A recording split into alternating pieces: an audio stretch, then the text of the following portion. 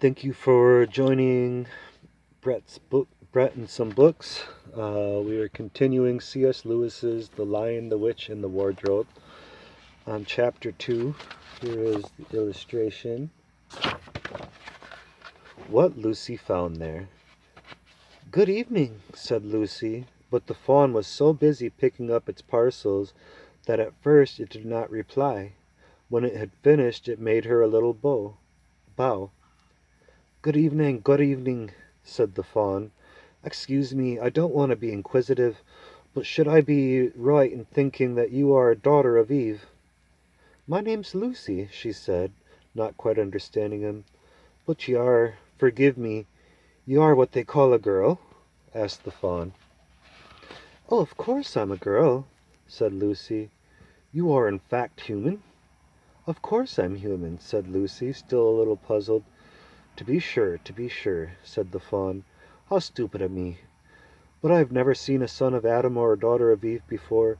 I am delighted, that is to say, and then it stopped, as if it had been going to say something not that it had not intended, but had remembered in time. Delighted, it went on. Allow me to introduce myself. My name is Tumnus. I'm very pleased to meet you, Mr. Tumnus, said Lucy. And I may ask, O Lucy, daughter of Eve, said Mr. Tumnus, how you have come into Narnia.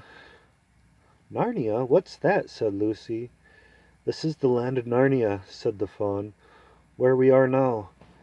All that lies between the lamp post and the great castle of Cair Paravel on the eastern sea. And you have come from the wild woods of the west? I got in through the wardrobe in the spare room, said Lucy. Aye, said Mr. Tumnus in a rather melancholy voice. If only I had worked harder at geography when I was a little fawn, I should no doubt know all those strange countries. It's too late now. But they aren't countries at all, said Lucy, almost laughing. It's only just back there, at least, I'm not sure. It is summer there. Meanwhile, said Mr. Tumnus, it is winter in Narnia, and has been ever so long, and we shall both catch cold if we stand here talking in the snow. Daughter of Eve from the far-away land of spare where eternal summer reigns around the bright city of Wardrobe, how would it be if you came and had tea with me? Thank you very much, Mr. Tumnus, said Lucy, but I was wondering whether I ought to be getting back. It's only around the corner, said the fawn, and there'll be a roaring fire, and toast, and sardines, and cake. Well, that's very kind of you, said Lucy, but I shan't be able to stay long. If you will take my arm, daughter of Eve, said Mr. Tumnus, I shall be able to hold the umbrella over both of us. That way. Now, off we go. And so Lucy found herself walking through the woods, arm in arm with this little strange creature, as if they had known one another all their lives. They had not gone far before they came to a place where the ground became rough, and there were rocks all about, and little hills up and little hills down. At the bottom of one small valley, Mr. Tumnus turned suddenly aside as if he were going to walk straight into an unusually large rock, but at the last moment Lucy found he was leading her into the entrance of a cave, and as they were once inside, she found herself blinking in the light of a wood fire. Then Mr. Tumnus stooped and took a flaming piece of wood out of the fire with a neat little pair of tongs, and lit a lamp. Now we shan't be long, he said, and immediately put a kettle on. Lucy thought that she had never been in a nicer place. It was a little, dry, clean cave of reddish stone, with a carpet on the floor and two little chairs. One for me and one for a friend, said Mr. Tumnus. And a table and a dresser and a mantelpiece over the fire, and above that a picture of an old fawn with a grey beard. In one corner there was a door which Lucy thought must lead to Mr. Tumnus's bedroom, and one wall that was a shelf full of books. Lucy looked at these while he was setting out the tea things. They had names like The Life and Letters of Silenus or Nymphs and Their Ways, or Men, Monks, and Gamekeepers, a Study in Popular Legend, or Is Man a Myth? Now, daughter of Eve, said the fawn. And it really was a wonderful tea. There was a nice brown egg, lightly boiled, for each of them, and then sardines on toast, and then buttered toast, and then toast with honey, and then sugar-topped cake.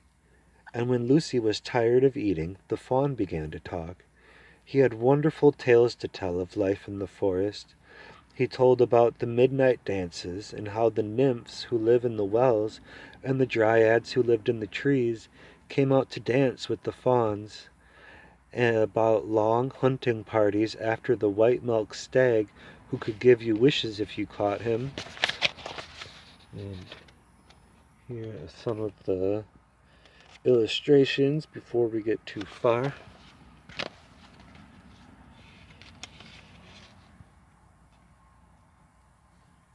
About long hunting parties after the long stag who could give you wishes if you caught him. About feasting and treasure seeking with the wild red dwarfs in deep mines and caverns far beneath the forest floor. And then about summer when the woods were green and old Silenus on his fat donkey would come to visit them, and sometimes Bacchus himself. And then streams would run with wine instead of water, and the whole forest would give itself up to jollification for weeks on end. Not that it isn't always winter now, he added gloomily. Then, to cheer him up, he took out from his case on the dresser a strange little flute that looked as if it were made of straw, and began to play. And the tune he played made Lucy want to cry and laugh and dance and go to sleep all at the same time. It must have been hours later when she shook herself and said, "Oh, Mr. Tumnus, I'm so sorry to stop you, and I do love that tune, but I must go home, and I only meant to stay for a few minutes." "It's no good now, you know," said the fawn, laying down the flute and shaking its head at her very sorrowfully. "No good?" said Lucy, jumping up and feeling rather frightened. "What do you mean? I've got to go home at once. The others will be wondering what has happened to me." But a moment later she asked, "Mr. Tumnus, whatever is the matter?" And then, for the fawn's brown eyes had filled with tears, and then the tears began trickling down his cheeks, and soon they were running off the end of his nose, and at last it covered its face with its hands and began to howl. There's a good drawing of Mr. Tumnus. "Mr. Tumnus, Mr. Tumnus," said Lucy in great distress. Don't! What's the matter? Aren't you well? Mr. Tumnus, do tell me what's wrong." But the fawn continued sobbing as if its heart would break. And even when Lucy went over and put her arms around him and lent him her handkerchief, he did not stop. He merely took the handkerchief and kept on using it, wringing it out with both hands whenever it got too wet to be any more use, so that presently Lucy was standing in a damp patch. "Mr. Tumnus," bawled Lucy in his ears, shaking him, "do stop! Stop it at once! You ought to be ashamed of yourself, a great big fawn like you! What on earth are you crying about?" Oh," cried Mr. Tumnus. "I'm crying 'cause I'm such a bad fawn." "Oh, I don't think you're a bad fawn at all," said Lucy. "I think you're a very good fawn. You are the nicest fawn I've ever met." Oh, you wouldn't say that if you knew," replied Mr. Tumnus between his sobs.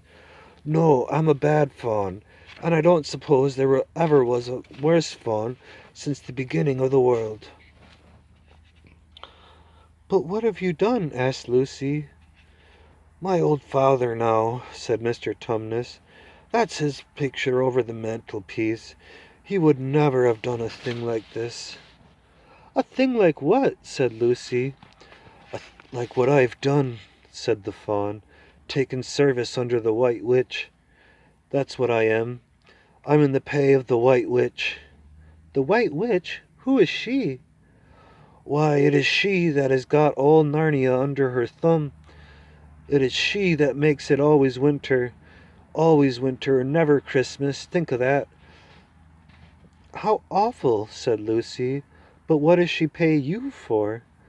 "That's the worst of it," said Mr. Tumnus with a deep groan. "I'm a kidnapper for her. That's what I am. Look at me, daughter of Eve. Would you believe that I'm the sort of fawn to meet a poor innocent child in the wood, one that had never done me any harm, and pretended to be friendly with it, to invite it home to my cave, all for the sake of lulling it to sleep and then handing it over to the White Witch?" "No," said Lucy, "I'm sure you wouldn't do anything of the sort." "But I have," said the fawn. "Well," said Lucy rather slowly, for she wanted to be truthful and yet not too hard on him. "Well, that was pretty bad, but you're so sorry for it that I'm sure you will never do it again." "Daughter of Eve, don't you understand?" said the fawn. "It isn't something I have done. I'm doing it now at this very moment." "What do you mean?" cried Lucy, turning very white.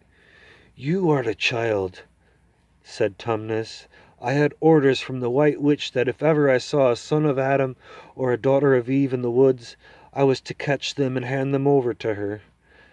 And you are the first I ever met, and I pretended to be your friend and asked you to tea, and all the time I've been meaning to wait till you were asleep and then go and tell her." "Oh, but you won't, Mr. Tumnus," said Lucy. "You won't, will you? Indeed you really mustn't." "And if I don't," said he, beginning to cry again, "she's sure to find out, and she'll have my tail cut off, and my horns sawn off, and my beard plucked out, and she'll wave her wand over my beautiful cloven hooves, and turn them into horrible solid hooves like a wretched horse's. And if she is extra and special angry, she'll turn me into a stone, and I shall be only a statue of a fawn in her horrible house till the 4 thrones at Cair Paravel are filled, and goodness knows when that will happen, or whether it will ever happen at all." "I'm very sorry, Mr. Tumnus," said Lucy, "but please let me go home." "Of course I will," said the fawn. "Of course I've got to. I see that now. I hadn't known what humans were like before I met you. Of course I can't give you up to the witch, not now that I know you. But we must be off at once. I'll see you back to the lamp post. I suppose you can find your way back from there, back to Spare Oom and Wardrobe." "I'm sure I can," said Lucy. "We must go as quietly as we can," said Mr. Tumnus. "The whole wood is full of her spies, but even the trees are on her side." They both got up and left the tea things on the table, and Mr. Tumnus once more put up his umbrella and gave Lucy his arm, and they went out into the snow. The journey back was not at all like the journey to the fawn's cave. They stole along as quickly as they could, without speaking a word, and Mr. Tumnus kept to the darkest places. Lucy was relieved when they reached the lamp post again. "Do you know your way from here, daughter of Eve?" said Tumnus. Lucy looked very hard between the trees, and could tell in the distance a patch of light that had looked like daylight. "Yes," she said, "I can see the wardrobe door." "Then be off home as quick as you can," said the fawn. "And can you ever forgive me what I meant to do?" "Why, of course I can," said Lucy, shaking him heartily by the hand. "And I do hope you won't get into dreadful trouble on my account." "Farewell, daughter of Eve," said he. "Perhaps I may keep the handkerchief?" "Rather," said Lucy, and then ran toward the far-off patch of daylight as quickly as her legs would carry her, and presently, instead of rough branches brushing past her, she felt coats, and instead of crunching snow under her feet, she felt wooden boards, and all at once she found herself jumping out of the wardrobe into the same empty room from which she had just the whole adventure had started. She shut the wardrobe door tightly behind her and looked around, panting for breath. It was still raining, and she could hear the voices of the others in the passage. "I'm here," she shouted. "I'm in here. I've come back. I'm all right." And that is the end of chapter 2.